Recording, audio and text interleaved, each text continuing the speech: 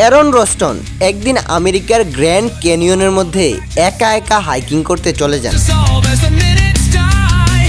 আর তখনই ঘটে যায় এক মারাত্মক ঘটনা। উপর থেকে একটা 400 কেজি ওজনের পাথর এসে তার হাতে চাপা পড়ে যায়।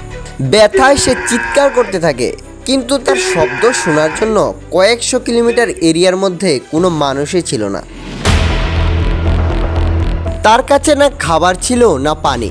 সে ছুরি দিয়ে পাথরটাকে খুঁচিয়ে খুঁচিয়ে কাটার চেষ্টা করে, কিন্তু পাথরের গায়ে কোনো দাগ পড়ে না। মাটির নিচে পাথরের দুই পাহাড়ের চিপার মধ্যে তার একদিন কেটে যায়। এখানে আসার আগে তার বন্ধুবান্ধব বা মা বাবা কাউকেই কিছু বলে আসেনি, এমনকি তার সাথে কোনো মোবাইল ফোনও ছিল না। লাগাতার 5 দিন তার হাতটা পাথরের চিপার মধ্যে আটকে থাকার কারণে পচে যায়।